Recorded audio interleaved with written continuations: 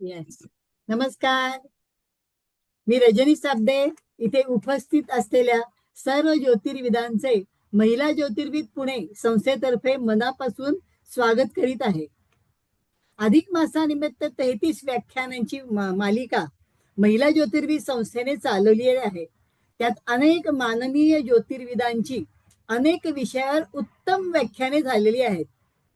आज आपल्याला व्याख्यान देण्यासाठी माननीय व प्रख्यात ज्योतिर्विद माननीय सौ जयश्री बेलसरे उपस्थित आहेत.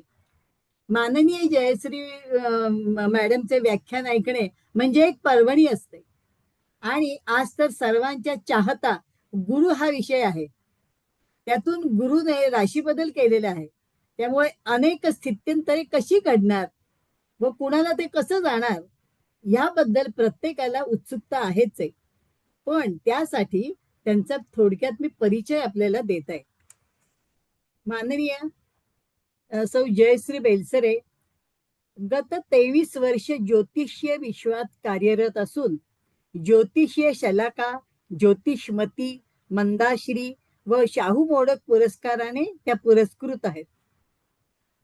ज्योतिष आचार्य, ज्योतिष विशारद, महामहोपाध्याय, डॉक्टरेट पदवीने त्या विभूषित आहेत.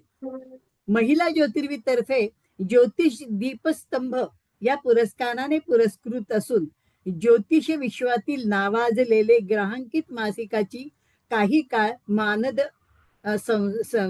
संपादिका, तसेच केसरी चॅनलवर उद्याच्या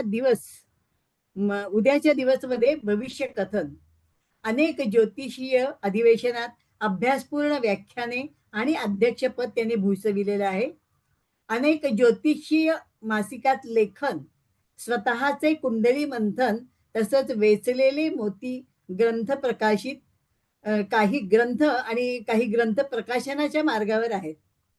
करोना काळात महाराष्ट्रात पहिल्यांदा झूमवर ज्योतिषीय अधिवेशनाचे आयोजन केले आणि त्यामुळे त्यांना झूम क्वीन नावाची त्यांची ओळख तेव्हापासून झालेली आहे. सध्या झूमवर क्लासेस आणि व्याख्याने ह्यांचे ते आयोजन करत असतात. तसेच दर बुधवारी दुपारी 4 वाजता त्यांचा स्वतःचाच व्याख्यानाचा उपक्रम सुरू असतो. तर अशा या हरहुन्नरी, हुशार, तडफदार व्यक्तिमत्व असलेल्या माननीय जयश्री बेलकर मॅडमचं गुरुबदल या विषयावर आपण त्यांचं व्याख्यानाचं ऐकूया. तर हे जयश्रीताई, मी तुम्हाला विनंती करते की आपलं तुम्ही व्याख्यान सुरू करावं. नमस्ते. बाबू ते काहीतरी इको येतोय का? हो हो हो. का बरं? नाही, एको नाही येते. नाही येते ना? नाही नाही नाही. मला असं वाटलं की इको येतो. नाही नाही. नमस्ते.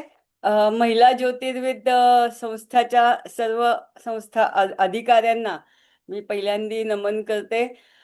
छान छान उपक्रम महिला ज्योतिर्विद संस्था राबवत असते. त्यात त्यांचा हा अधिक मासातील 33 व्याख्यानांचा एक उपक्रम आहे आणि अतिशय सुंदर रीतीने हा उपक्रम पुढे चालू आहे. त्यांचे जर विषय बघितले तर अतिशय सुंदर विषय त्यांनी निवडलेले आहेत. छान व्याख्याते त्यांनी निवडलेले आहेत आणि सर्वजणी छान हिरिरीने भाग घेत असतात. अधिक मासाचं वैशिष्ट्य म्हणजे अधिकस्य अधिकम फलम या न्यायाने 33 व्याख्यानांचं आयोजन हे निश्चितच त्यांना सगळ्यांना पुण्यप्रद राहील असं मला वाटतं. तर अशा या अधिक मासात मला देखील त्यांनी एक आहुती टाकायला यज्ञात परवानगी दिली किंवा माझे एक भाषण त्यांनी आयोजित केलं, त्याबद्दल मी त्यांची खूप ऋणी आहे. ग्रह बदलत असतात आणि हे ग्रह बदल स्वतःला कसे हे जाणून घेण्याचा लोकांना फार इच्छा असते. त्यामुळे लोक ग्रह बदल झाला की आपल्या आवडत्या ज्योतिषांकडे धाव घेताना दिसतात. त्यामुळे ग्रह बदल ही एक ज्योतिषांसाठी पर्वणीच ठरत असते. प्रत्येकाच्या कन्सल्टिंग ह्या फुल जात असतात. त्यातल्या त्यात गुरु शनी बदल असला की जास्ती कन्सल्टिंग फुल जातात. कारण हे वर्ष ही 2.5 वर्ष आपल्याला कशी जातील ह्याबद्दल सगळ्यांना काही जाणून घ्यायचं असतं. सगळ्यात महत्वाचं म्हणजे ग्रह फिरत असतात म्हणून घटना घडत असतात. जर ग्रहांनी फिरणं बंद केलं तर घटना घडणार नाहीत. त्यामुळे घटना घडण्यासाठी ग्रहांची गती किंवा ग्रहांचं राशी संक्रमण हे अतिशय महत्वाचं असतं.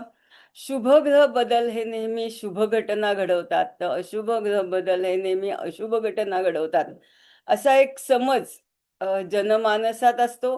गुरु हा अतिशुभ ग्रह असल्यामुळे गुरुचा बदल हा निश्चितच काहीतरी शुभकारी घटना घडवणार असं प्रत्येकाला वाटत असतं. त्यामुळे गुरु बदल झाला की कोणाला कसा ह्याबद्दल सगळेजण उत्सुक असतात. खरं म्हणजे सर्वच ग्रह बदलत असतात. रवी, बुध, शुक्र दर 1-1.5 महिन्यांनी बदलत असतात. दर महिन्याला रवी बदलतो, चंद्र 2.5 दिवसांनी बदलतो, मंगळ 1.5 महिन्यांनी बदलतो, शनी 2.5. परंतु वाजत गाजत बदलतात. कोणते ग्रह ग्रह ग्रह राशी बदलतात, तर ते म्हणजे गुरु आणि शनी. या गुरु आणि शनीचा राशी बदल हा निश्चितच ढोल ताशाने वाजत वाजत बदलताना दिसतो. कारण एक आहे भाग्यविधाता आणि दुसरं आहे कर्मविधाता. तर भाग्यविधात्याला कर्मविधात्याची जर साथ मिळाली तर ते वर्ष निश्चितच आपल्याला चांगलं घालवता येतं. असा एक मनात एक प्रत्येक ठिकाणी कुठेतरी कोरलेला हा एक वाक्य आपल्याला आठवत राहतं. त्यामुळे गुरु बदल आणि या गुरु बदलाकडे सुद्धा खूप लोकं मोठ्या आशेने डोळे लावून बसलेले असतात. कधी होणार गुरु बदल? कधी होणार गुरु बदल? गुरुचे गोचर भ्रमण एवढं का महत्वाचं आहे, असा मी नेहमी विचार करते ज्योतिषी झाल्यापासून.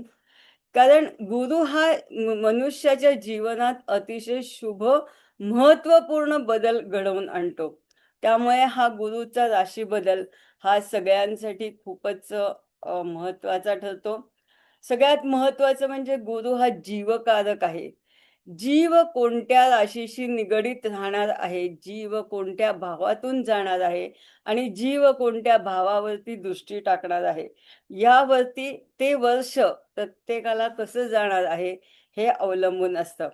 बघा तुमच्यासाठी मिळालेली भूमी ही अतिशय महत्त्वाची असते. सुपीक भूमी मिळाली तर पीक चांगलं येताना दिसतं. परंतु नापीक भूमी मिळाली तर निश्चितच त्याला खत-पाणी घालायला लागतं. त्याच्यावरती जास्त मेहनत घ्यायला लागते. त्याला पीक येण्यायोग्य बनवायला लागतं आणि मग त्याच्यानंतर आपण त्याच्यातनं पीक काढू शकतो. आज राशी बदल होतो म्हणजेच तो भावबदल सुद्धा होतो. आणि गुरुला गोचरीने मिळालेला भाव हा जर सुपीक असेल, तर निश्चितच तुम्हाला चांगल्या रीतीने पिकं घेता येतं. त्यावर्षी तुमचं चांगलं जातं. परंतु हा जर नापीक भाव असेल किंवा गुरुला मानवणारा भाव असेल, तर अशा रीतीने तो गुरु बदल हा त्या व्यक्तीसाठी ते वर्षभर भयंकर कटकटी तयार करताना दिसतं. त्यामुळे गुरु बदल हा अतिशय महत्त्वाचा आहे. गुरु कुठल्या भावातनं जातोय हा महत्त्वाचा आहे. त्याचसोबत गुरुचे चंद्राशी होणारे योग म्हणजेच तुमच्या राशी स्वामीशी किंवा तुमच्या राशीशी होणारे योग हे फार महत्त्वाचे असतात. कारण राशीला गुरु शुभ असेल, तर तो तुम्हाला शुभ फलित प्रदान करतो. राशीला गुरु अशुभ असेल, तर तो तुम्हाला अशुभ फलित तयार करताना दिसतो. त्यामुळे राशीगत फलित शुभ आहे का अशुभ आहे, हा विचार करायचा आणि ते फळ कुठल्या स्थानाचं मिळणार आहे, हा विचार करायचा. अशा रीतीने आपल्याला ह्या गोचर गुरूचा विचार करायला लागतो. गुरुचं भ्रमण हे प्रत्येकाला का डोळे लावून बसलेला असतो प्रत्येकजण? तर गुरुचं भ्रमण हे प्रत्येक व्यक्तीच्या आयुष्यात नवीन संधी देणारं असतं.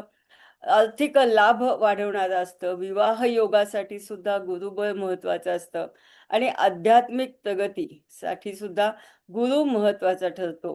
आज जर गुरुची साथ असेल, तर तुम्हाला तुमच्या अ, कार्यात किंवा तुमच्या व्यवसायात, नोकरी उद्योगात ह्या छान-छान संधी चालत येताना दिसतात. तुमची प्रगती होताना दिसते.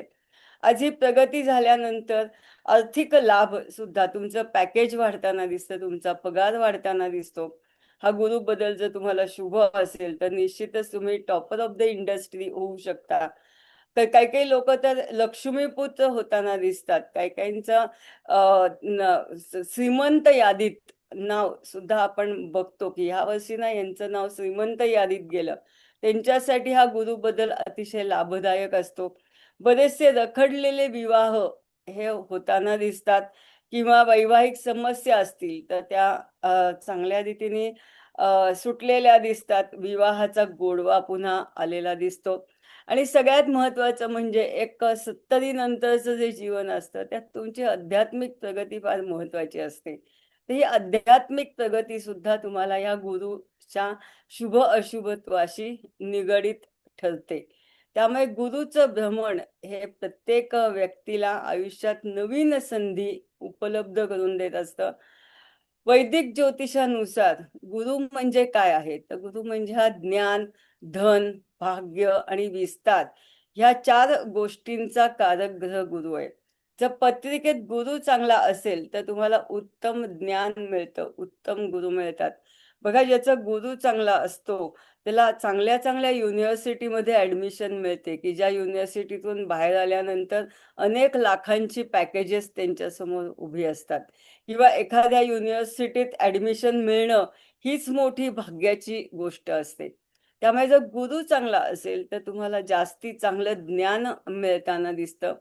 गुरु तुमच्या पत्रिकेत चांगला असेल, तर तुमचं धन, आर्थिक मान हे सुद्धा अतिशय एका चांगल्या लेव्हलवरती चालताना दिसतं. ती व्यक्ती कधी गरिबी बघतानाच दिसत नाही, किंवा त्याला लोकांकडे पैसे मागायलाच लागत नाहीत.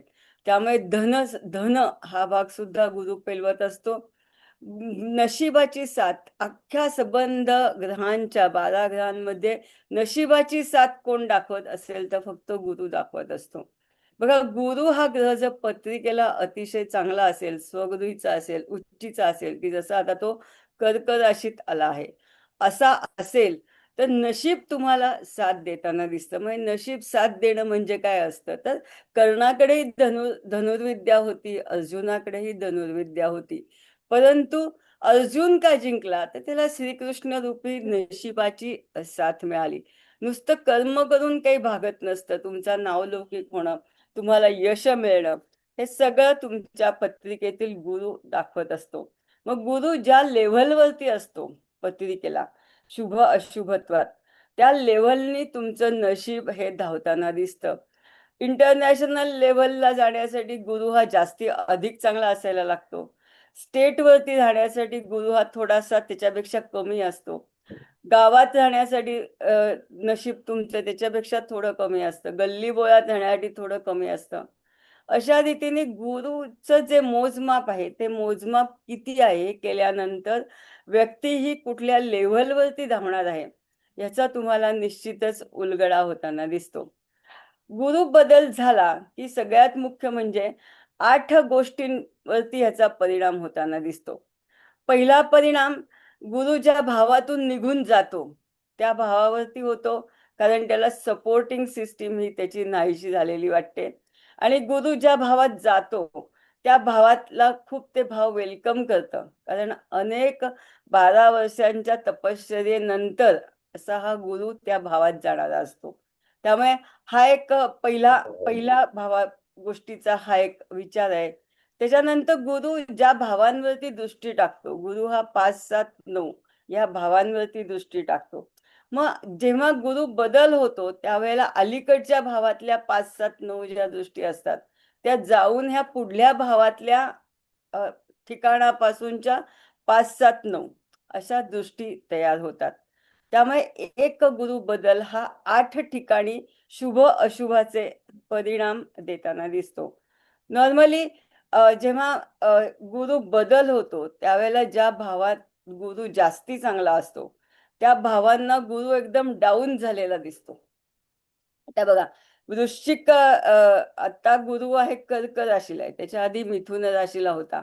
मग मिथुन राशीचा गुरु हा धनु राशीला 7वा होता. कुंभ राशीला तो 9वा होता. आणि अ, तूळ राशीला तो 5वा होता.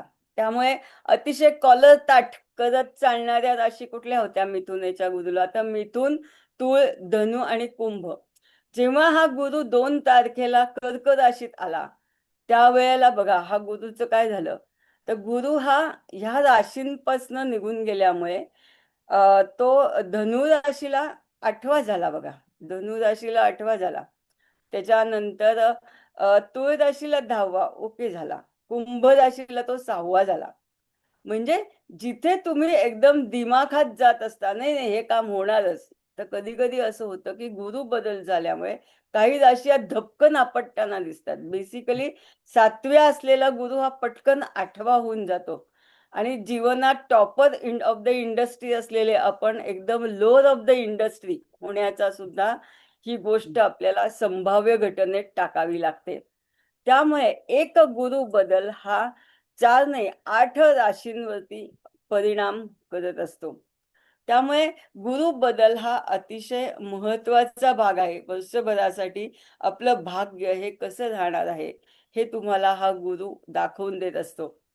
बेसिकली गुरुकडून सगळ्यात महत्वाचं म्हणजे भाग्य आणि प्रगतीचा विचार आपण ह्या गुरुकडून करत असतो. गुरुचं भ्रमण ज्या राशीतून होत असतं त्या राशीला वाढ मिळत असते. त्या राशीची वाढ आता बघा, कर्क राशीची सुपीक जमीन तयार झालेली दिसेल. सजला सुफला मलयज शीतला यासारखी ही कर्क राशी फळताना फुलताना दिसेल. त्याला यश मिळताना दिसेल. त्याला सगळे लोक वेलकम करताना दिसतील. अरे वा, कर्क आहे का, या या या, तुमच्यासाठी हा पाठ हा चांगला आहे, असं तुम्हाला सर्व ठिकाणी सामाजिक स्थिती आणि कर्क राशीला जाणवेल. प्रगतीचे काही आराखडे ही कर्क राशी ही तयार करताना दिसेल. सगळ्यात महत्वाचं म्हणजे गुरु हा विवाह. दरवर्षी बघा, तेच तेच जीवन जर ठेवलं, गुरु जर बदलतच नसता, तर तुमचा सातत्याने जन्माचाच गुरु घेऊन तुम्हाला बसायला लागला असतं आणि आयुष्य किती कंटाळवाणे झालं असतं. गुरु हा फिरतोय, त्यामुळे तुमच्यात नवीन नवीन गोष्टी हा तयार करतोय, उत्पन्न करतोय, नवीन आशा आकांक्षांना खतपाणी घालतोय. बघा, वयात आल्यानंतर हा गुरुबळ हे किती महत्वाचं असतं. आज गुरुबळ नसेल तर बऱ्याच पत्रिका या साईड ट्रॅकला पडलेल्या दिसतात. त्यांचा विवाह होताना दिसत नाही, त्यांना मित्रमैत्री दिसत नाहीत, त्यांना शारीरिक सुख मिळताना दिसत नाही. त्यामुळे विवाह आणि शारीरिक सुख, लैंगिक सुख ह्यासाठी सुद्धा आपल्याला हा गुरु अत्यंत महत्वाचा असतो. मग गुरु हा विवाह आणि संतती प्राप्तीसाठीचा हा प्रधान मार्गदर्शक आहे. मुलीच्या पत्रिकेत गुरु जेव्हा 2, 5, 7, 9 ह्या ठिकाणून चालतो चंद्रापासून, त्यावेळेला लगेच ज्योतिषी बघतात, लग्न झालंय का पोरीचं, लग्न झालंय का पोराचं, नाही झालं. अरे वा, यावेळी 2 हाताचे 4 हात होण्याचा योग आहे, लाडू खायला घालणार आहात, असा एक शुभेच्छा संदेश हा प्रत्येक ज्योतिषी देताना दिसतो. समजा लग्न झालं असेल तर अरे आता बास की, नियमन किती दिवस करणार, 3 वर्ष झाली लग्नाला, आता ह्या गुरु तुम्हाला शुभ आहे, संततीचं बघितलं तरी सुद्धा चालेल, असं एक शुभ वाक्य ज्योतिषांच्या तोंडून तुम्हाला येताना दिसतं. त्यामुळे मुलांची भरभराट, लग्न हे जे प्रसरण आहे, बेसिकली विवाह हेच प्रसरण आहे. आपल्या कुटुंबाचं दुसऱ्या कुटुंबाशी आपण नातं जमतो, म्हणजे जवळजवळ डबल प्रसरण करतो आणि त्यानंतर स्वतःचं कुटुंब वाढवतो, ते सुद्धा एक प्रसरण आहे. त्यामुळे विस्तार करणं, प्रसरण पावणं हा जो गुरुचा धर्म आहे, हा गुरुचा धर्म हा त्याच्या जेव्हा गुरु बदलत असतो, प्रत्येक राशीत भावातनं पुढे पुढे जात असतो, त्यावेळेला आपल्याला तो अनुभवायला मिळतो. त्यामुळे गुरुचं भ्रमण होणं अत्यंत आवश्यक असतं. गुरुकृपेने आपल्याला अर्थलाभ होत असतो, धनलाभ होत असतो. सगळ्यात महत्वाचं म्हणजे बँक बॅलन्स टिकून राहणे, बँक बॅलन्स टिकून न राहणे, बँक बॅलन्स वाढणे, ह्या घटनांशी सुद्धा हा गुरु तुम्हाला निगडित असल्याचं दिसतं. तुम्ही म्हणाल बँक बॅलन्स वाढणे कसे काय? धनेशावरती गुरुची दृष्टी गेली की एक रिसीट वाढलेली असते. आपण काहीतरी जमेला घातलेलं असतं आणि त्याची परत एक रिसीट करत असतो, किंवा शेअर्स मधला परतावा चांगला मिळालेला असतो, बिटकॉइनचा परतावा चांगला मिळालेला असतो. त्यामुळे जेव्हा जेव्हा धनेशावरती गुरुची दृष्टी जाते, धनेशासोबत गुरु जातो, त्यावेळेला तुमचा बँक बॅलन्स डबल होऊ शकतो. हे मी अनेक लोकांना सांगितलेलं माझं हे आहे की तुमचं हे वर्ष तुमचा परतावा डबल करण्याचा आहे. कसं करायचं ते तुमचं तुम्ही बघून घ्या. 2 नोकऱ्या सोडा, 3 नोकऱ्या सोडा, किती हव्या तेवढ्या नोकऱ्या सोडा, पण डबल होण्याचा हा एक योग असतो. त्यामुळे बँक बॅलन्स वाढतो. पण जसा गुरु लगेच पुढल्या वर्षी 8वा होतो धनेशाला, त्यावेळेला लगेच बँक बॅलन्स ढासळताना दिसतो, कुठेतरी ऍडमिट व्हायला लागतं, आईला ऍडमिट करायला लागतं. आणि मग एखादी आपली एफडी आपण मोडतो, अरे आत्ता नाही मोडायची तर कधी मोडायची, असा एक मनात विचार येतो. घरात मंगल कार्य येतात, नेमकं मुलाला काहीतरी मोठं आपल्याला प्रेझेंट द्यायचं असतं. तर अशा रीतीने गुरुचा हा जो एक चढ उतार असतो, हा धन आर्थिक योजनेशी सुद्धा निगडित असतो. तसाच तो ज्ञान मिळणे, ज्ञान न मिळणे ह्याच्याशी सुद्धा तो निगडित असतो. बरेच वेळेला बघा, 9वी पर्यंत टॉपर असलेली मुलं 10वीला फेल होताना दिसतात. हम्म. कधी कधी काय होतं की तर तुमच्या गुरुपासून गुरु तो बरोबर 8वा वगैरे आलेला असतो ह्या पोझिशनला, किंवा तुमच्या चंद्रापासून गुरु 8वा आलेला असतो, पंचमेशापासून गुरु 8वा आलेला असतो. मग त्यामुळे 10वी-12वीच्या वेळेला सुद्धा हा गुरु तुम्हाला चांगला मिळणं ही सुद्धा एक तुमची भाग्यकारक गोष्ट म्हणावी लागेल. त्यामुळे ज्ञानासंबंधीच्या कार्यात सुद्धा हा गुरु बदल आपल्याला कधी कधी शुभ आणि अशुभ दोन्ही फलित देताना दिसतो. करिअर वाढ ही सुद्धा एक महत्वाचा टप्पा आहे. आज शिक्षण झाल्यानंतर काम करायला मिळणं हे खूप महत्वाचं असतं. त्यामुळे करिअर वाढीसाठी सुद्धा षष्ठेशाशी गुरु जर तुमचा नवपंचम योगात जात असेल तर तुमची निश्चित नोकरी उद्योगातली वाढ 100% तुम्हाला मिळत असते. परंतु जर षष्ठेशाशी हा गुरु जर अष्टमात जात असेल तर ऑल ऑफ ए सडन काल मी नोकरीवरती होतो आणि आज माझी नोकरी गेली असं सांगण्याचे जे वेळ येते लोकांवरती, ती ही वेळ अशा रीतीने तुम्हाला या गुरु बदलातून जाणता येते. आणि हे जर आधीच जाणलं तर हे तुम्हाला निश्चितच लोकांना सांगता येतं. आणि हे सांगितल्यामुळे लोक थोडीशी सावध होतात. कधी कधी बेसावधपणात सुद्धा आपण आपलं हातचं नोकरी उद्योग हे गमावून बसतो. त्यामुळे गुरु बदल हे तुम्हाला आपल्याला आर्थिक मान, ज्ञान आणि करिअर ह्याच्यामध्ये सुद्धा विचार करायला लागतो. गुरु ज्या भावातून भ्रमण करतो त्यापेक्षा त्याच्या 5व्या, 7व्या आणि 9व्या भावावरती दृष्टी टाकत असल्यामुळे तिथे तो जास्तीत जास्त गोष्टी वाढवताना दिसतो. आता बघा, ह्या दृष्टी जर तुमच्या 6, 8, 12 वरती पडत असतील तर निश्चितच त्या स्थानाचे अशुभत्व वाढताना दिसतात. त्यामुळे गुरु हा शुभ भावांवरती जर दृष्टी टाकणारा असेल गोचारीने तर निश्चितच तुम्हाला छान रीतीने त्याचा फायदा घेता येतो. त्यामुळे एक लक्षात निश्चित ठेवलं पाहिजे की गुरुभ्रमण हे जरी एका राशीतून दुसऱ्या राशीपुरतं असलं तरी सुद्धा हे भ्रमण पूर्ण कुंडलीला हलवणारं असतं. बरोबर आहे. पूर्ण राशीचक्र ते हलवून टाकतं. कारण गुरुचा पसारा हा अतिशय मोठा आहे. 5, 7, 9 ही त्याची दृष्टी आहे. तो ज्या स्थानातून जातो त्या स्थानाला पण तो जास्ती शुभत्व देताना दिसतो. त्यामुळे संबंध चक्र गुरु एक बदलला की दरवर्षी संबंध चक्र हलताना दिसतं. आणि हे हलणारं जे चक्र आहे ह्याचे तुम्हाला लगेच तुमच्यावरती इफेक्ट जाणवायला लागतात. मला शेअरिंग हे देता? शेअरिंग करायचंय. हा, शेअरिंग करायचं. 1 मिनिट हा.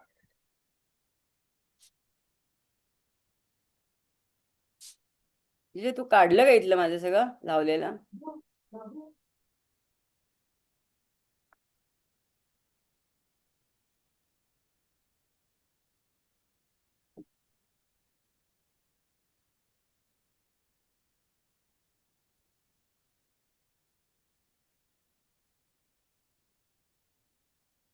दिलेत का शेअरिंगला? हो, हो, हो. एक मिनिट. 1 मिनिट हा. सुरू. हा, शेअरिंग करू शकता मॅडम. हो, करते करते, एक मिनिट. हे इथे जरा माझं येईना म्हणून हिच्याने काढून टाकलं.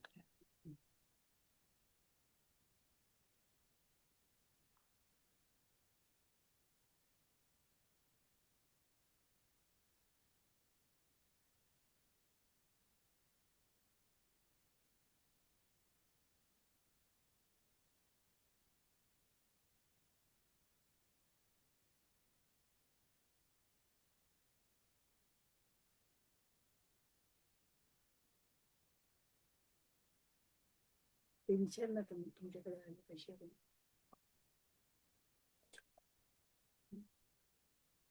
हा गुरु बदल कधी झालाय याचा पहिल्यांदी आपण विचार करूया.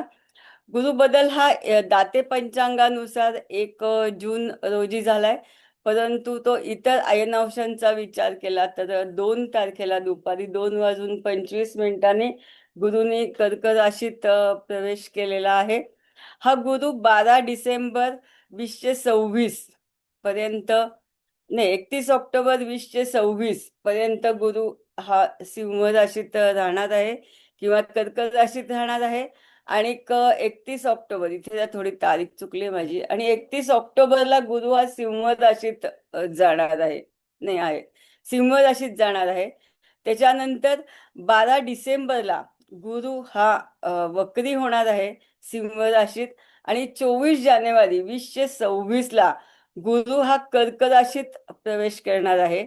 आणि 26 जून 2027 ला गुरु हा कायमस्वरूपी सिंह राशीत जाणार आहे. आता याचा जर विचार केला तर जून, जुलै, ऑगस्ट, सप्टेंबर, ऑक्टोबर 5 महिन्यात गुरु हा राशी बदल करतोय. त्याच्यानंतर ऑक्टोबर, नोव्हेंबर, डिसेंबर, जानेवारी 3 महिन्यात, जानेवारी पूर्ण 3 महिन्यात हा गुरु परत वक्री होऊन मागच्या राशीत येतोय. आणि त्याच्यानंतर फेब्रुवारी, मार्च, एप्रिल, मे, जून ह्या 5 महिन्यात गुरु हा पुढल्या राशीत निघून जातोय. म्हणजे 5 आणि 5 10 महिने हा कर्क राशीशी निगडीत आहे. आणि हा मधले 2 महिने, 2 अडीच महिने हा सिंह राशीशी निगडीत आहे. ही जी गोष्ट आहे, ही गोष्ट तुम्हाला ह्या वेळी 2032 पर्यंत ही गोष्ट तुम्हाला जाणवणार आहे. कारण जे रवी, चंद्र, पृथ्वी आणि इतर ग्रहांचं जे भ्रमण चालू आहे, त्या भ्रमणाच्या अ, गतीचा विचार करता हे भ्रमण अशा रीतीने तयार होतं, अशा रीतीने होत जातं.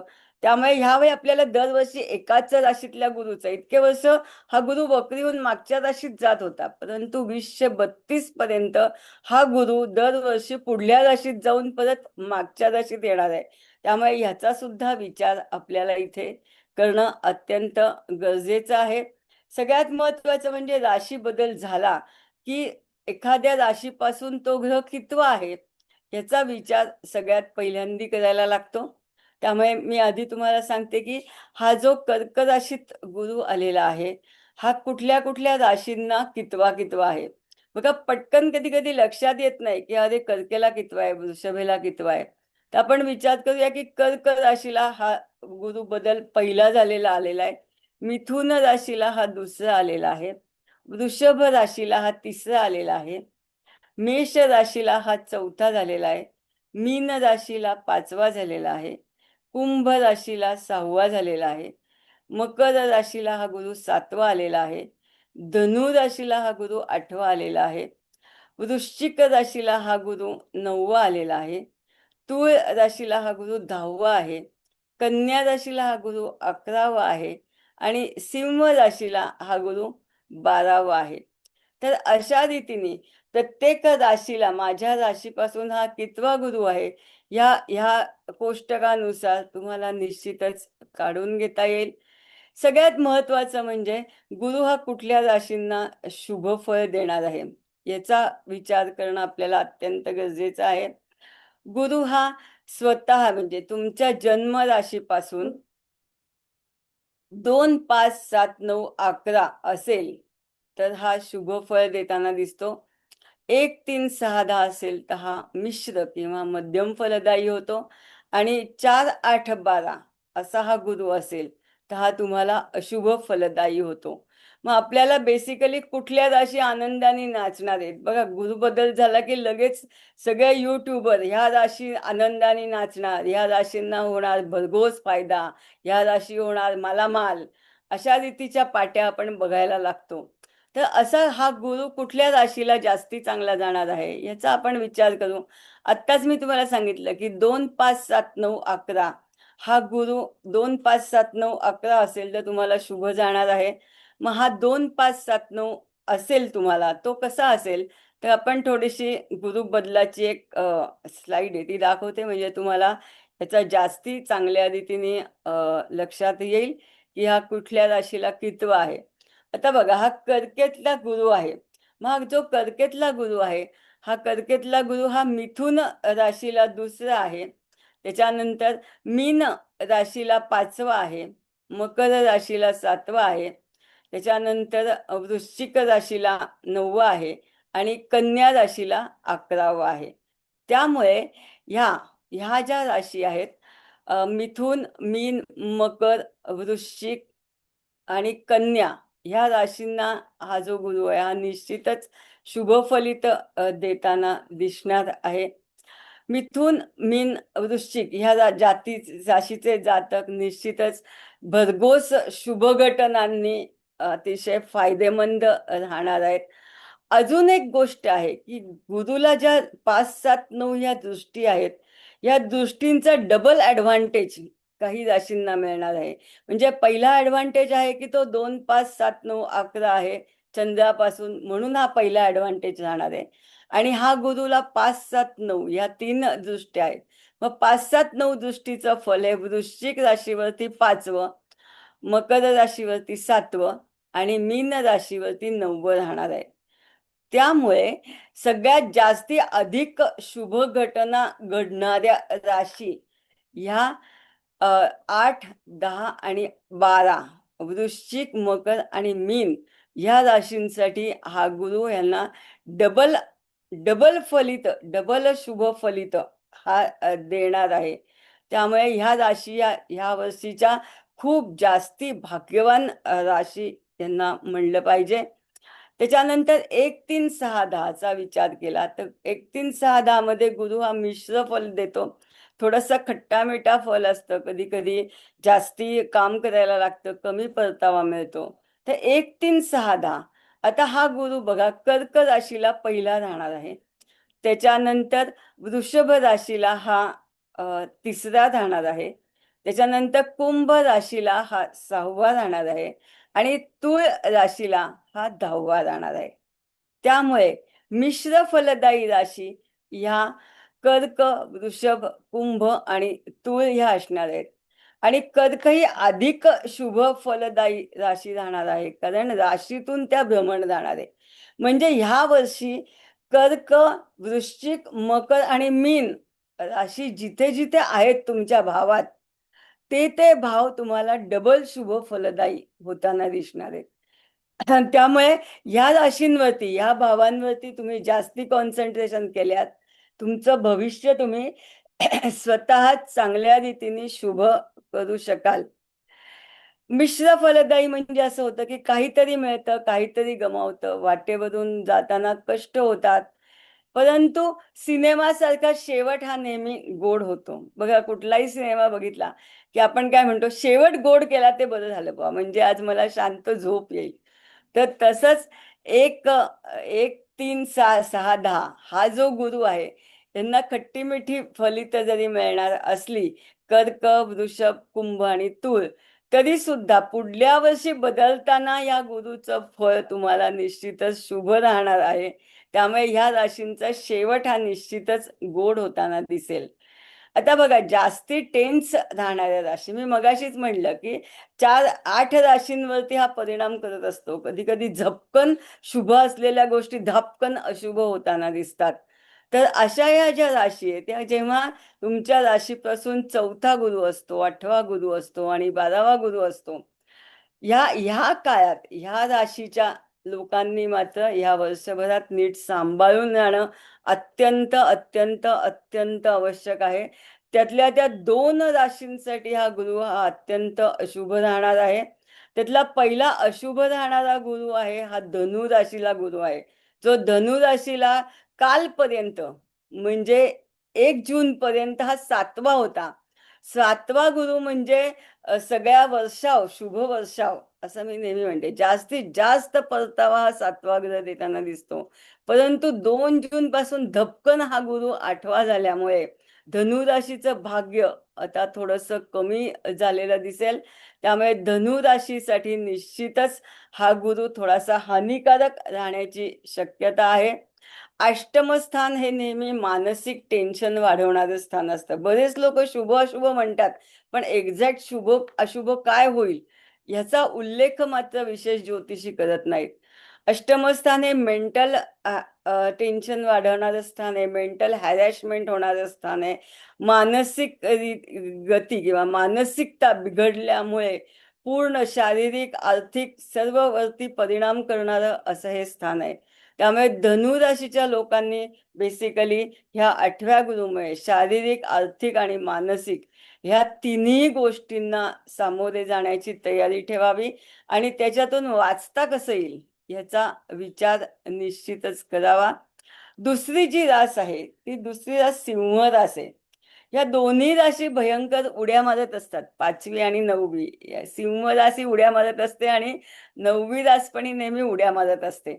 एकीच्या हातात सत्ता असते सिंह राशीच्या आणि धनु राशीच्या हातात नशीब असतं. परंतु सिंह राशीला हा गुरु जो आहे तो एका दिवसात 12वा झालेला आहे.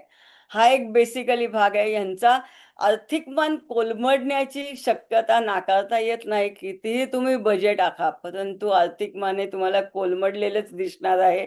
आणि सगळ्यात अजून एक अशुभ परिणाम म्हणजे सिंह राशीला गेली 1.5 वर्ष आणि अजून ह्याच्या पुढे 1 वर्ष 8वा शनी चालत राहणार आहे. त्यामुळे 8वा शनी आणि वेळातला गुरु हे दोन्ही गोष्टी या सिंह राशीसाठी अतिशय चिंताजनक आहेत.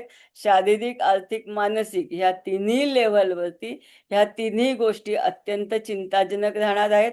आणि चौथा गुरु, राशीला जर चौथा गुरु असेल तर हा गुरु सुद्धा खूप टेन्शन्स क्रिएट करतो. हा बेसिकली प्रॉपर्टी, स्थावर मालमत्ता ह्या गोष्टींसाठी तो जास्ती अशुभत्व तयार करताना दिसतो. चांगल्या प्रॉपर्टी कशा निगेटिव्ह होतात ह्याचं तुम्हाला, ह्या गोष्टी तुम्हाला दिसून येतील की अरे माझ्याकडे हे आहे ते, आणि एकदम काहीतरी अशा काही घडामोडी घडतात की त्या प्रॉपर्टीवरती निगेटिव्हिटी तयार होताना दिसते. कधी कधी जमिनी सुद्धा सरकार ह्या काहीतरी वेगवेगळ्या कारणांनी आता ही जमीन ह्याच्या खाली गेली अशा सुद्धा घोषित होऊ शकतात. किंवा रस्ता रुंदीसाठी घरं पाडली जाणं. तर नॉर्मली चौथा गुरु हा सुद्धा टेन्शन क्रिएट करत असतो. तो स्थावर जंगम प्रॉपर्टी आणि जी जी सुख तुम्हाला मिळालेली आहेत, सर्व प्रकारची सुख, या सुखांना बाधा आणणारा हा ग्रह असतो. त्यामुळे या वर्षी हा जो गुरु आहे, हा गुरु तुम्हाला अग्नितत्वाच्या राशींना 1, 5, 9 या राशींना निश्चितच थोडासा हानिकारक राहणार आहे, जपून जाणारा दाखवतो. जड जड वाटेल, हे गुरुचं भ्रमण ह्या लोकांना जड वाटणार आहे. त्यामुळे निश्चितच ह्या लोकांनी 1, 5, 9 ह्या राशीच्या लोकांनी अतिशय जपून राहणं अत्यंत गरजेचं आहे. त्यातल्या त्यात 5 आणि 9 ह्या 2 राशींच्या लोकांनी जपून राहणं अत्यंत गरजेचं आहे. वेगळे वेगळे फटके ह्या राशीच्या लोकांना मिळू शकतात. ह्या राशीच्या लोकांना गुणात्मकरित्या फटके बसणार आहेत आणि त्या शुभाचे अशुभाचे शुभत्व कसं करायचं ही त्यांनी कला थोडीशी शिकून घेणं अत्यंत गरजेचं आहे. कारण सगळंच काही अशुभ नसतं, त्याचं शुभ कसं तयार करायचं हे अतिशय महत्वाची गोष्ट आहे. त्यामुळे ह्याचाही विचार मी तुम्हाला पुढे सांगणार आहे की यांनी स्वतःच्या गुरुचं शुभत्व कसं तयार करायचं. आता बघा की कर्क राशीचा गुरु हा पण राशीगत बघितला, सगळ्या राशी उड्या मारणार आहेत 1, 5, 9 सोडून. त्यामुळे हे राशीगत म्हणजे गुणात्मकता बघितली. आता आपण विचार करूया की भावात्मकता कशी तयार होणार आहे. कोणताही ग्रह ज्या भावातून जातो त्या भावाचं फलित द्यायला तो पहिला बांधील असतो. बघा, तुम्ही ज्या मुलाकडे राहत असता त्या मुलाच्या घरातल्या सुखदुःखाशी तुम्ही बांधील असता. दुसरा मुलगा कुठेतरी असेल त्याच्याशी जास्ती बांधील नसता, त्याच्यावरती तुम्ही दृष्टी ठेवू शकता. किंवा मुलगा जर अमेरिकेला असेल, तुम्ही इंडियात आहात, त्याला जर तिकडे काही टेन्शन्स क्रिएट झाली तर तुम्ही त्याच्याशी विशेष निगडीत किंवा तुमचं दैनंदिन जीवनावरती विशेष परिणाम होताना दिसत नाही. त्यामुळे ग्रह ज्या भावातून चालत असतो त्या भावासंबंधीचे शुभ अशुभत्व तयार करण्यासाठी तो ग्रह बांधील असतो. मग ग्रह जेव्हा कुंडलीच्या 6, 8, 12 मधून जातो कुंडलीच्या म्हणजे लग्न कुंडलीच्या 6 भारामधून जातो, त्यावेळेला तो अशुभ भावातून जात असतो. त्यामुळे ग्रह त्या स्थानाची फलित ही करत असतो. षष्ठ स्थान हे शारीरिक कष्ट, झुंज देऊन तुम्हाला उभं करत असते. ह्या स्थानातून ग्रह जात असता निश्चितच शारीरिक कष्ट झेलावे लागतात. 4 आण्याची कोंबडी, 8 आण्याचा मसाला या टाईपचे सगळ्या उद्योग चालू असतात. कधी कधी एखादी गोष्ट घडवण्यासाठी खूप जास्ती कटकटी सहन करायला लागतात. त्यामुळे गुरु हा जीवकारक असल्यामुळे षष्ठ स्थानातून गुरुचं भ्रमण हे निश्चितच शारीरिक कष्ट देणारं असतं. अष्टमस्थानाचा विचार केला तर मरता मरता वाचलो, हे त्याचं एक स्लोगन मी तयार करून ठेवलंय. मरता मरता वाचलो का तर त्याच्या पुढे भाग्यस्थान असतं. जर नशिबाने तुम्हाला साथ दिली तर मरता मरता वाचलो हे निश्चित खरं होताना दिसतं, नाही तर मरता मरता मेलो अशी ही घटना इथे घडलेली दिसते. त्यामुळे ज्यांच्या कुंडलीच्या अष्टमस्थानातून हे भ्रमण होणार आहे ते मरता मरता वाचणे किंवा आयसीयूत ढकललेला रोगी असाही मी त्याचा एक नेहमी हे करत असते, की अरे ह्याला एक 4 दिवस आयसीयू मध्ये ठेवायला लागेल सर. आपण काय म्हणतो, ठेवा, लावा, काय यंत्र लावायचे. त्याचं नशीब असेल तर ऑक्सिजन पुरेल, नशीब नसेल तर ऑक्सिजन बंद होईल. अशा रीतीने ह्या ग्रहाचं वर्णन मी नेहमी अष्टम स्थानातून जाताना करत असते.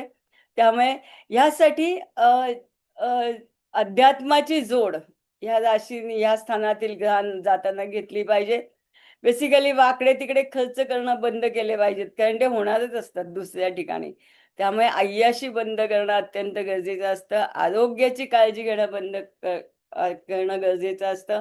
मानसिक ताणतणाव येणार नाहीत ह्याकडे बघणं गरजेचं असतं.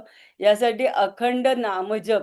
आता बघा, अखंड नामजप हा आपोआप होतोच, कारण जेव्हा आपण दुःखात असतो तेव्हा देवाचं नाव काढतो. जेव्हा आपण पंचतारांकित हॉटेलमध्ये बसून खात असतो तेव्हा अरे देवा किती छान खायला दिला असं कधी म्हणत नाही. परंतु जेव्हा आपण ऍक्सिडेंट होतो, अरे देवा कायदे पाडलंच मला. त्यामुळे ऑटोमॅटिक ह्या लोकांच्या तोंडून अखंड नामजप हा नेहमी अष्टमातील गुरु जाताना ऑटोमॅटिक होत असतो. तर अशा रीतीने हे अष्टम स्थान ग्रहांसाठी असतं. आणि व्ययस्थान म्हणजे हे आर्थिक ताणतणाव वाढवणारं स्थान आहे.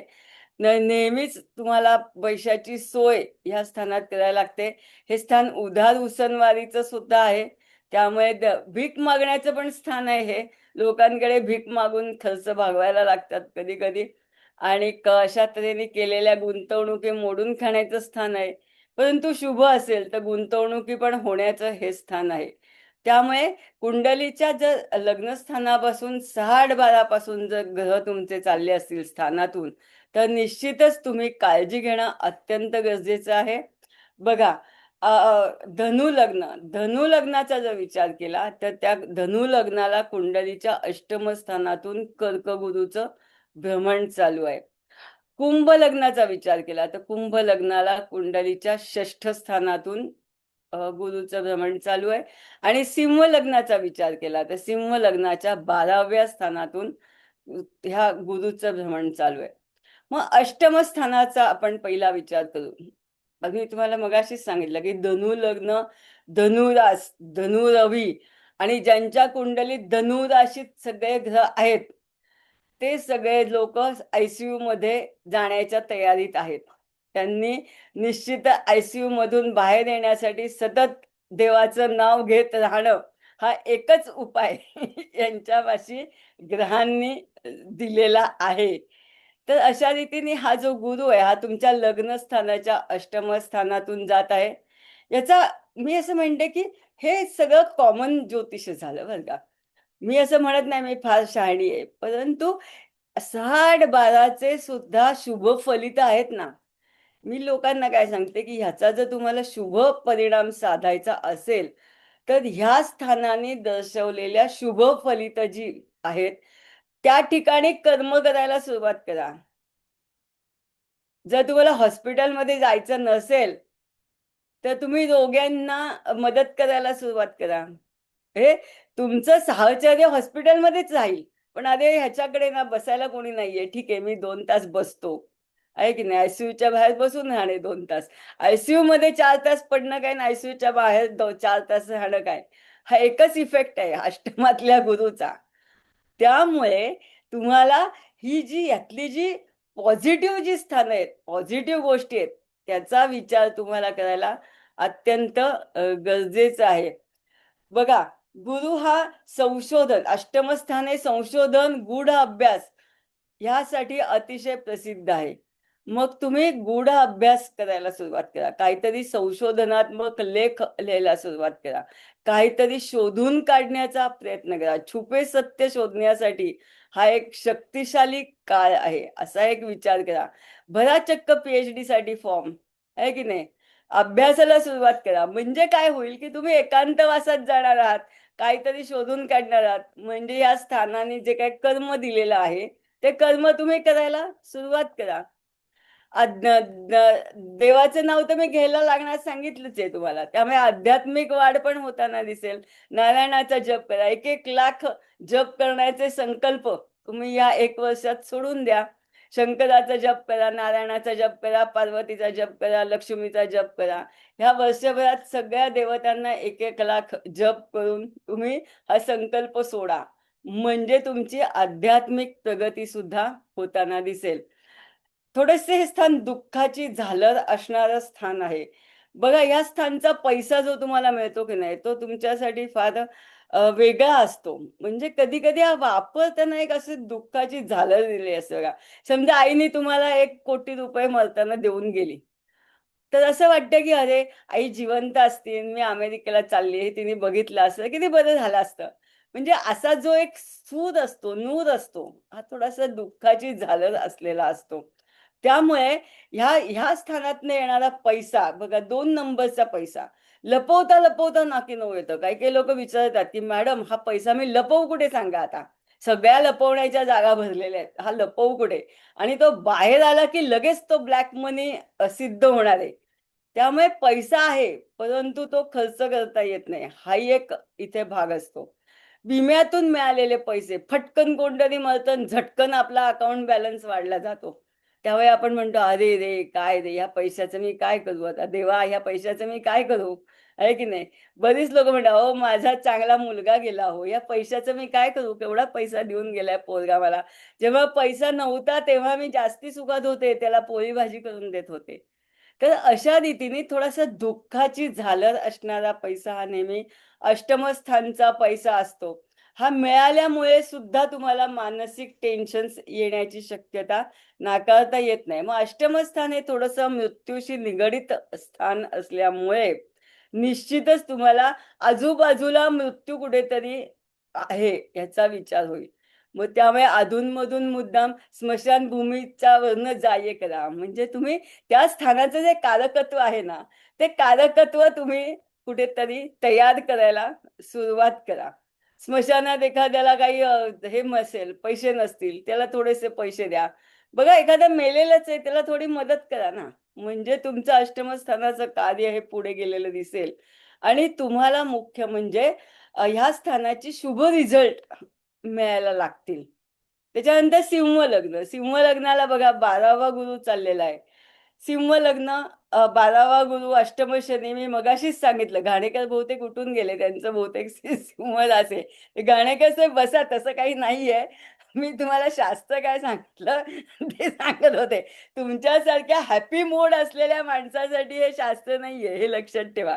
तुम्ही इतकी इतरांना ऊर्जा देत असता, की तुमच्यासाठी हे अशुभत्व नाहीये. एक तर खर्च करणे, दुसऱ्याला देणे, ह्या गोष्टी इतर लोकांसाठी फार त्रासदायक आहेत, पण घाणेकरांसाठी अजिबात त्रासदायक नाहीत. ते प्रशस्ती पत्रक खिशात घेऊनच हिंडतात. कोण रस्त्यात जरी चांगला हसला, तरी लगेच त्याचं नाव घालून त्याला ते प्रशस्ती पत्रक देतात. आजकालचा जमाना असा आहे, की वहीचा कागद सुद्धा मागितला तर एखादी व्यक्ती 10 वेळा विचार करते, माझ्या वहीचा कागद फाडून देऊ की नको. तर त्यामुळे घाणेकरांसाठी हे काही नाहीये. घाणेकरांना तुम्हाला हा गुरु चांगलाच जाणार आहे. कारण देणं हा भाग तुमच्याकडे आहे. फारशी साठवणूक न करणं हा पण भाग तुमच्याकडे आहे. तुम्ही जर विचार केला तर तुम्ही म्हणाल, नाही तसं काय माझ्याकडे विशेष काही नाहीये, असं काही नाही की बाबा पैशाची मला कटकट होईल किंवा मी याचं काय करू, असं पण काही तुमच्याकडे काही प्रश्न नाहीये. एखाद्याला चहा पण ते आनंदाने पाजत असतात, आनंदाने खाऊ पिऊ घालत असतात. त्यामुळे अशा ज्यांचा स्वभाव आहे त्यांच्यासाठी हा गुरु विशेष काही वाईट करणार नाही. परंतु हा थोडासा आर्थिक खर्च हा वाढवणारा गुरु आहे. आणि मग हा आर्थिक खर्च कशात वाढणार आहे? तर परदेश गमनात वाढणार आहे. घाणेकर तुमचे एखादे परदेश वारी पण होऊ शकते या ह्याच्यात. पटकन गेलेत कुठेतरी ह्याला सह्या गोळा करायला. असं सुद्धा तुमच्या बाबतीत होऊ शकतं. कारण परदेशी जाणं म्हणजे पैसा खर्च करणं. त्याच्यानंतर मंगल कार्य करणं. मंगल कार्यात केलेला पैसा हा कधीही परत येत नसतो. तो खास खर्च करण्यासाठीच तयार झालेला पैसा आहे. आहे की नाही? अरे पैसा गेला, लोकांनी खाल्लं-पिल्लं, सगळी मजा केली, हात पुसून लोकं गेले सुद्धा दुसरीकडे. तर मंगल कार्यात हा खर्च होऊ शकतो. आणि मग तिसरा जो आहे तो हॉस्पिटलवरती हा पैसा खर्च होऊ शकतो. परंतु तो खर्च व्हायच्या आधीच जर आपण या वरच्या 2 गोष्टीत हा खर्च करून टाकला, परदेश गमन आणि मंगल कार्य, एखाद्याला लग्नाला थोडीशी मदत करून दिली. "अरे, तुझ्याकडे हे नाही का? ठीक आहे, माझ्याकडनं प्रेझेंट घे हे." असेही घाणेकर काही-काहींना करत असतात. त्यामुळे घाणेकरांसाठी हा गुरु चांगलाच जाणार आहे. तुम्ही काय काळजी करू नका. तुम्ही सातत्याने तसेच जगत आहात. जे लोकं तसे जगत नाहीत, त्यांच्यासाठी हे गुरुचं अशुभ भ्रमण होऊ शकतं. त्यामुळे थोडासा जगायला अवघड काळ असला, तरी सुद्धा दानधर्म करत राहिलात किंवा धर्मदायी ठिकाणांना भेट देण्यासाठी जर तुम्ही प्रवास आखलात. बघा काशीच बघायची मला. अयोध्याचं राम मंदिरच बघायचंय. तर धर्मदायी ठिकाणी जर जाण्यासाठी प्रवास आखलात तरी सुद्धा चालेल, परदेश गमन केलं तरी सुद्धा चालेल. तर अशा रीतीने हा खर्च हा कुठे करायचा आणि मग इथे जी लोकं कुठेच हा खर्च करणार नाहीत, त्यांना मग शेवटी हॉस्पिटलची वारी ही ठरलेली आहे. त्यांना 2-4 दिवस ॲडमिट वगैरे करून मग ते परत घरी येतील. मरणार नाहीत, पण परत घरी येतील. पण त्याच्यासाठी एक मोठा आकडा तुम्हाला हॉस्पिटलला द्यायला लागेल. मग त्याच्या आधीच जर एखाद्याला रोगांसाठी औषधं घेण्यासाठी जर तुम्ही मदत केलीत, तर निश्चितच तुम्हाला फायदा होईल. म्हणजे तुम्ही तुमचा 12वा गुरु हा पॉझिटिव्ह कसा टर्न करा. तुम्ही तुमचा 8वा गुरु हा पॉझिटिव्ह कसा टर्न करा. तुम्ही तुमचा 4था गुरु हा पॉझिटिव्ह कसा टर्न करा. समजा जर तुम्ही उगाचच मला जागा दे, जागा दे भांडत असाल, तर काही उपयोग नाही ना. तुम्हाला माहिती असतं प्रत्येकाला स्वतःच्या मनाशी माणूस खरं बोलत असतो, की खरं म्हणजे मला ह्या प्रॉपर्टीतल्या हिश्श्याची काही गरज नाही किंवा वाटणी नाहीये. पण तरी मी समजा आडवं लावून धरलंच, तर 2 इंच जागा मिळालीच. तर काय हरकत आहे, एक पाय उभं राहून मी तपश्चर्या करू शकेन. अशी एक हे असते. त्यामुळे असे जे 4, 8, 12 स्थानातून जो गुरु जाणार असतो, तो तुम्ही त्या स्थानाची शुभ फलित तयार करा. शुभ फलित काय देणार आहे, याचा विचार करून तुम्ही ती तुमची जी गोष्ट आहे, ही शुभ करू शकता, असं मला म्हणायचंय. त्यामुळे कोणीही कुंडलीच्या 6-8-12 मधून गुरु जातोय म्हणून घाबरून जाऊ नका. चंद्राच्या 4-8-12 मधून गुरु जातोय म्हणून घाबरून जाऊ नका. बघा 4-8-12 ठीक आहे, मानसिकता थोडी बिघडणार आहे. रात्री झटकून टाकायची अशी मानसिकता, मग निवांत झोपायचं कुठेतरी, एक झोपेची गोळी घ्यायची. धनुराशीचे लोकं किती सुखी होतील सांगा मला. कशाला मानसिक टेन्शन घ्यायचं? जे घडणार आहे ते चुकणार नाही. असा एक विचार करायचा धनुराशीच्या लोकांनी. सिंह राशीच्या लोकांनी म्हणायचं जे जाणार आहे ते थांबणार नाही. त्यामुळे जे चाललंय ते जाऊ द्यायचं. आणि मकर राशीच्या लोकांनी म्हणायचं, "जे माझ्या नशिबात आहे तेवढंच मला मिळणार आहे. कशाला मी लोकाच्या मागे लागू?" असा जर एक विचार केला, तर हे जे गुरुचं अशुभ भ्रमण आहे, हे तुम्ही निश्चितच शुभ करू शकाल. आता बाकीचे सगळे गुरु चांगलेच आहेत. खरं सांगायचं तर मी आधीच सांगितलं, की हे सोडले तर बाकीच्यांना गुरु हा 101% शुभ जाणार आहे. कोणीच रडत येणार नाही. त्यामुळे ज्योतिषांनी ह्यावर्षी भविष्य कोणाचं सांगायचंय?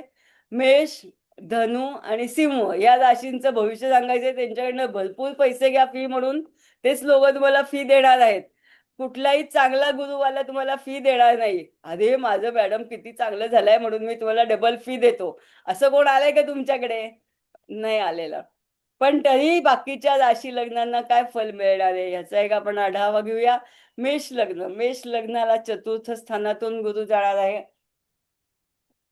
राशीगत जरी अशुभ असला तरी बाकीच्या 11 राशी आहेत ना त्यात. मेष राशीला तो अशुभ असला तरी वृषभ, मिथुन, सिंह या सगळ्या राशी आहेत ना त्यात. मेष लग्न ह्या बाकीच्या 11 राशींचा विचार केला तर निश्चितच हा गुरु तुमच्या स्थावर प्रॉपर्टी संबंधी काही शुभ गोष्टी घडवून आणताना दिसेल. मग बघा, हा गुरु मी मगाशी सांगितलं की 8, 10, 12 म्हणजे वृश्चिक, मकर, मीन या राशींना अतिशय शुभ जाणार आहे. डबल डबल धमाका यांचा. कर्क, वृश्चिक, मीन आणि मकर. म्हणजे अशांचं जर मेष लग्न असेल तर त्यांना शुभ धमाका आहे ना, शुभ फलित आहे. मे बी एखाद वेळ तुमची सोसायटी रिडेव्हलपमेंटला जाईल आणि 100% मिळेल तुम्हाला. एका घराची 2 घरं होतील. आहे ना डबल धमाका, होऊ शकतो ना डबल धमाका. त्यामुळे मेष मेष लग्नासाठी हा गुरु काही राशींना डबल धमाका देईल. काही राशी हा स्थावर प्रॉपर्टीचे प्रश्न सोडवताना दिसतील. काही नवीन खरेदी किंवा जुनी विकून काही नवीन खरेदी सुद्धा करू शकाल. बेसिकली सुखी सुखी करणारा हा गुरु आहे.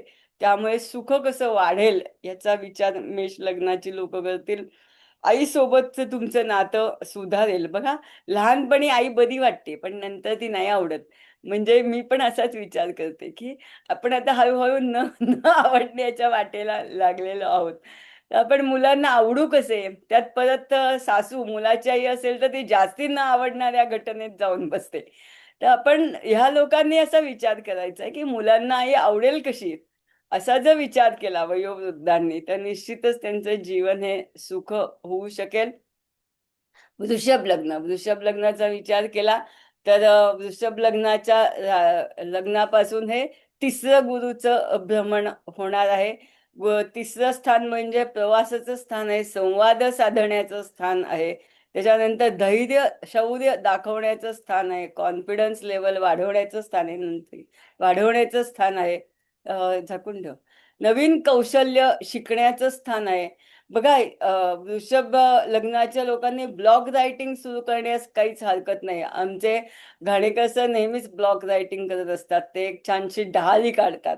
त्यांचं कायमस्वरूपीच मला वाटतं वृषभ लग्न आहे आणि ते कायमस्वरूपीच तृतीय स्थानातून हिंडत असतात. त्यामुळे ब्लॉग रायटिंग सुरू करण्यास काही हरकत नाही. त्याच्यानंतर तृतीय स्थान आहे सर्जनशीलतेचे, म्हणजे तुमच्या अंगातल्या कला कौशल्य वाढवून कसं मांडता येईल त्याचं स्थान आहे. कोणाकडे ऍक्टिंग असेल, कोणाकडे गायन असेल, शिळवादन असेल, अशा अनेक कला हे स्थान तुम्हाला देत असतं. त्यामुळे हा उच्चीचा गुरु हा तिथून जाणार असल्यामुळे ह्या सर्व गोष्टी तुम्ही वाढवू शकता. सगळ्यात महत्वाचं म्हणजे शेजार हा एक डोकेदुखी असू शकतो, तो ह्या वर्षी तुम्हाला नीट करता येईल. शेजाऱ्याचे संबंध, उच्चीचा गुरु तिथून जात असल्यामुळे शेजाऱ्याचे संबंध तुम्ही निश्चितच चांगले करू शकाल. त्याचसोबत तुम्ही तुमच्या आवाजाचा वापर सुद्धा या वर्षी करून घेतला पाहिजे. कारण एक छानसा आवाज, तृतीय स्थान हे आवाजाचं स्थान आहे. तुमचा आवाज विकता येतो का याचा विचार तुम्ही निश्चितच वृषभ लग्नाच्या लोकांनी केला पाहिजे. परंतु नो डाऊट सिंह आणि धनु राश आणि मेष रास असलेल्या वृषभ लग्नाच्या लोकांना स्वतःच्या गुरु हा पॉझिटिव्ह तयार करून घ्यायला लागेल. मिथुन लग्नाचा विचार केला तर मिथुन लग्नाच्या धनस्थानातून गुरु जाणार आहे. त्यामुळे लोक हो, आर्थिक वाढ ही तुमची निश्चितच आहे. पैसे ठेवण्यासाठीच्या जागा थोड्या वाढवल्यात तरी चालतील. लॉकर जे फालतू गोष्टींनी भरलेले असतील ते आजपासूनच खाली करायला सुरुवात करा. भरपूर पैसा तुमच्या लॉकरमध्ये राहणार आहे, तुमच्या अकाउंटमध्ये राहणार आहे. सगळ्यात महत्वाचं म्हणजे धन, कुटुंब आणि वाणीच्या घरातून ह्या गुरुचं भ्रमण होणार आहे. त्यामुळे कौटुंबिक सुख सुद्धा तुम्हाला मिथून लग्नाला मिळणार आहे. मंगल कार्य पण इथे तुमच्या घरात घडणार आहेत. आणि महत्वाचं म्हणजे तुमची वाणी फार अतिशय शुद्ध होणार आहे. कारण मिथुन लग्नाला धनस्थानातून हे गुरुचं भ्रमण आहे. त्यामुळे निश्चितच गीता पठणाचे क्लास लावा, विष्णू सहस्रनाम शिकायला सुरुवात करा. त्याच्यानंतर अखंड गुरुचा जप करा, दत्तबावनी वाचा. जे जे तुम्हाला धार्मिक गोष्टी वाचता येतील पठण करता येतील त्याचा हा निश्चितच फायदा घ्या. कारण ह्यामुळे तुमची वाणी सुधारणार आहे आणि वाणी सुधारली की निश्चितच आर्थिक मान तुमचं चांगलं होणार आहे. उत्पन्नात सुद्धा अतिशय सुंदर वाढ होणार आहे. जे काटकसरीचं जीवन आहे ते आता ह्यावेळी बंद होणार आहे ह्या वर्षी मिथुन लग्नाच्या राशीला. त्यामुळे पैसा खर्च करायलाही मिळेल.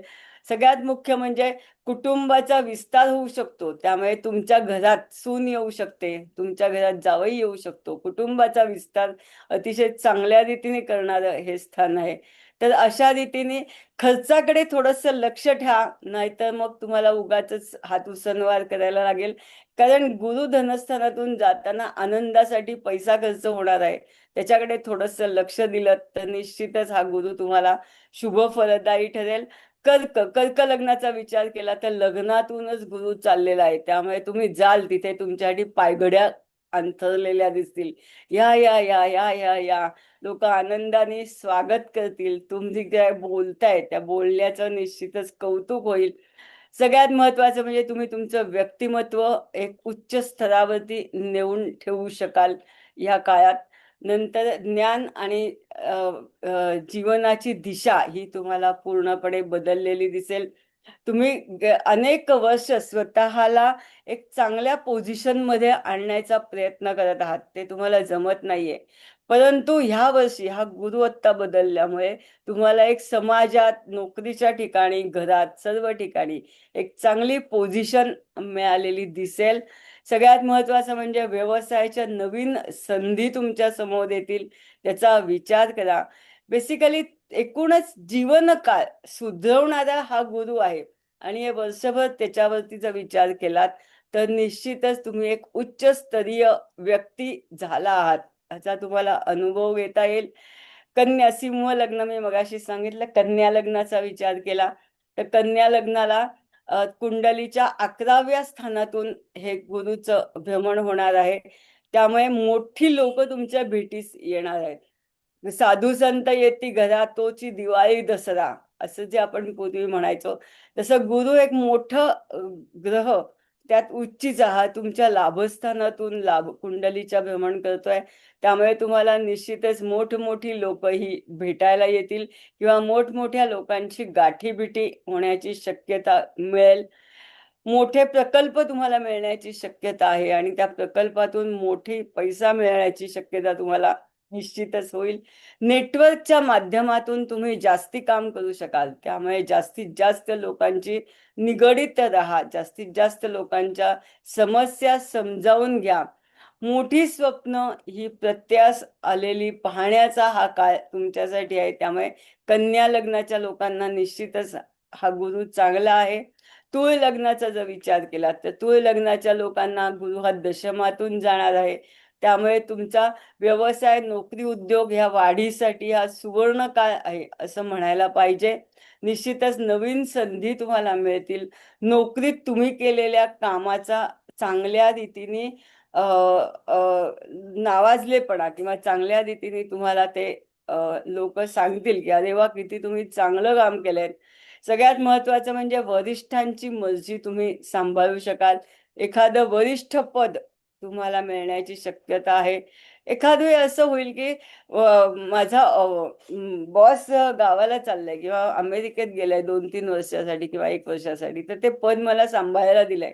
असे सुद्धा एक छानपैकी ह्या वर्षासाठी तुम्हाला पदोन्नती होण्याची शक्यता नाकारता येत नाही.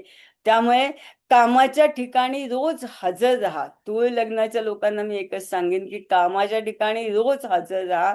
रोज नशीब तुम्हाला भेटीला येताना दिसण्याचा हा काळ आहे.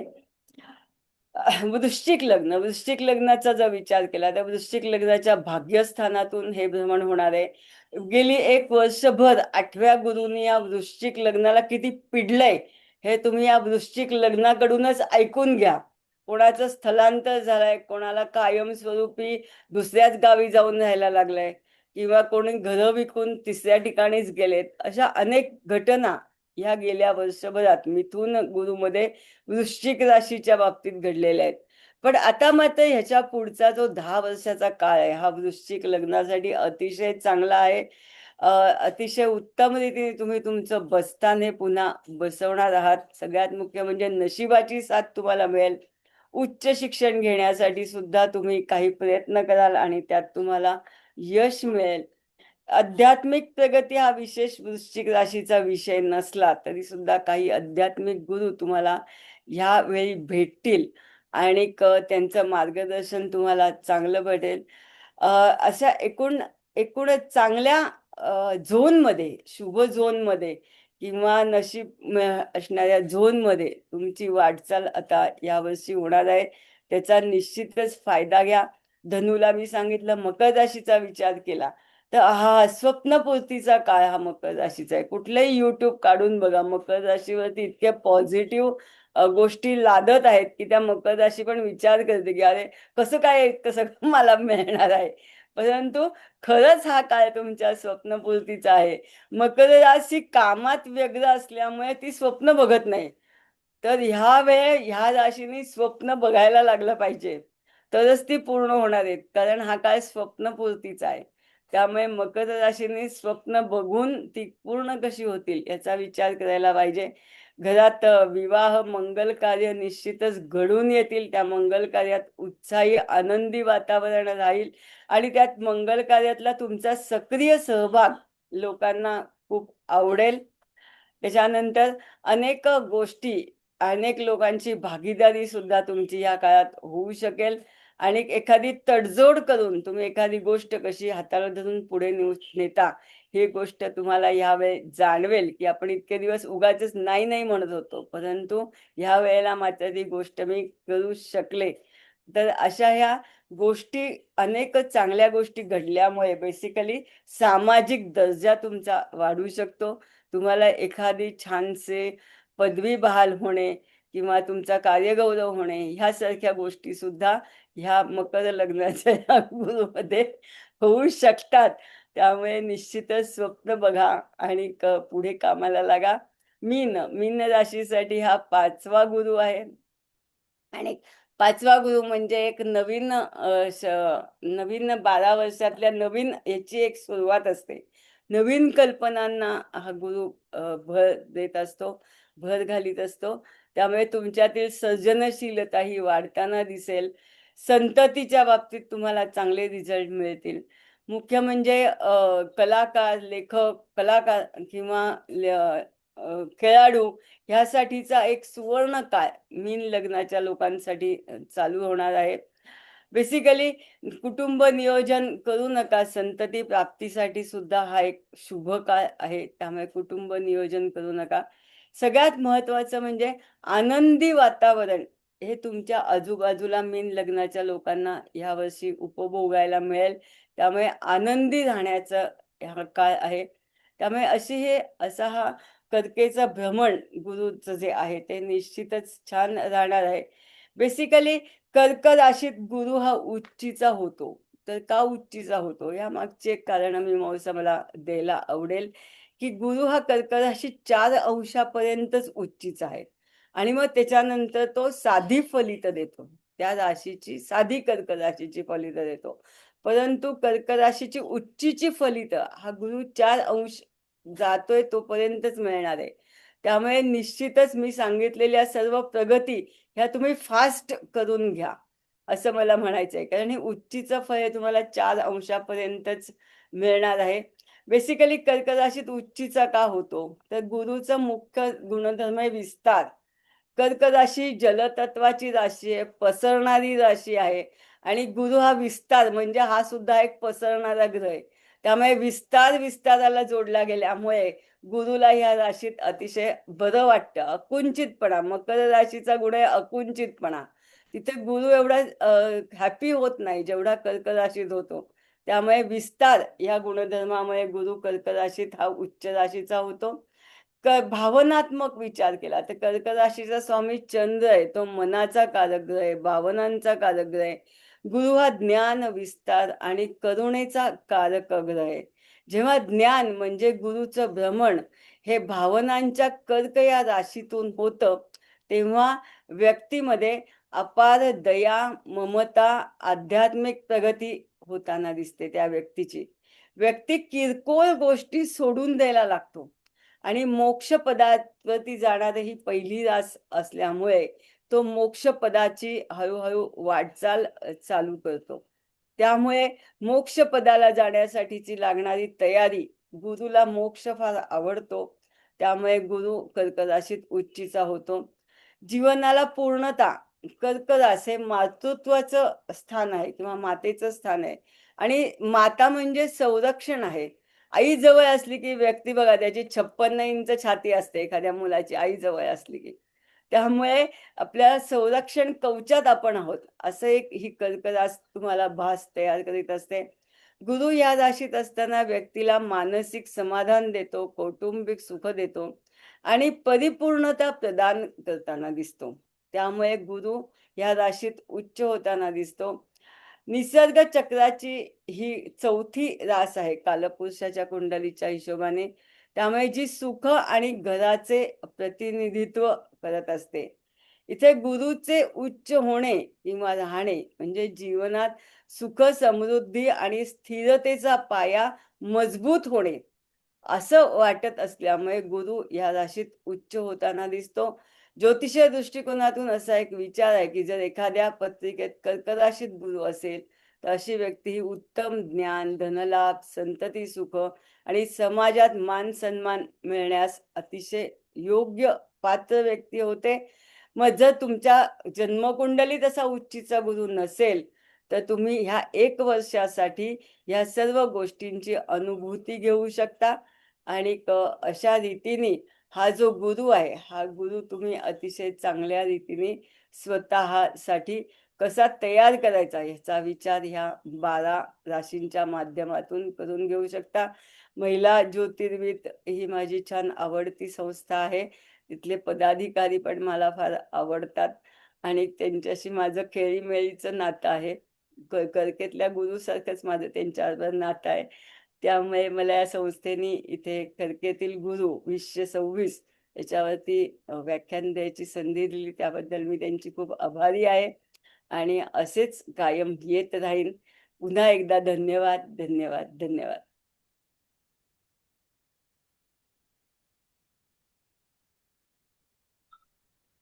मॅडम अतिशय सुंदर, म्हणजे परिपूर्ण म्हणतात ना, नुसतं सुंदर वगैरे हा शब्द वापरणं बरा नाही तसा, पण अतिशय जबाबदारीने त्याचा अभ्यास करून नुसतंच आपलं गुरुबद्दल आहे हे राज ते राज असं नाही, अतिशय बारकाईने परिपूर्ण आणि अभ्यासनीय असं गुरुबद्दल तुम्ही व्याख्यान दिलं. अतिशय अगदी मन भरून आलेलं आमचं अगदी. आम्ही म्हणजे आम्हाला धन्य समजतो की तुम्ही या इथे येऊन तुम्ही आम्हाला व्याख्यान दिलं. खूप छान सर, खूप छान. मॅडम बोला. खूपच छान. काय मॅडमच्या भाषणाबद्दल तर काय कौतुक करायचं, म्हणजे किती करू असं आणि होतं. ते एक गुरु आणि बदलावर. गुरु बदल. हा, ते गुरु बदलावर आणि ज्यांच्याकडनं आपण ऐकत आलो, हा. ज्यांच्या आपण ते प्रगती आपली पण होत गेली त्यांच्याकडे बघून बघून बघून आणि परत त्यांच्या तोंडूनच हे ऐकलं होतं. खूप छान वाटलं आणि सगळे पॉझिटिव्ह निगेटिव्ह पॉइंट, अगदी निगेटिव्ह हो पॉइंट आहे हो. ना सुचल मॅडम छान मांडता तुम्ही. ते हं, खूप म्हणजे छान वाटतं आम्हाला. हं, खरोखरीच निगेटिव्ह गोष्टींचं परिपूर्ण ह्याच्यामध्ये कसं रूपांतर करावं हे तुम्ही करेक्ट. अगदी फार सुंदर सांगता म्हणजे. हं, तेच महत्वाचं आहे आणि तुम्ही भविष्य कसं छान सांगता ना, म्हणजे हं. लोकांना आवडतं. तसंच आहे बरोबर आहे. हे. भाषण सांगताना निगेटिव्ह गोष्टीचं स्किल आहे सांगण्याचं, ते व्यवस्थित सांगितलं. खूपच छान मॅडम. किती थँक यू. आभार मानावे तुमचे. ऐकायला नाही, नाही बरं आभार वाटतं. नकाच मानू. छान प्रगतीपथावर राहा. हो हो हो हो. नाही नाही, प्रश्नच खूप नाही. छान. आमचे आमचे तुम्ही गुरु पुस्तकातलं आहात ऐकायला मॅडम. वाटतं.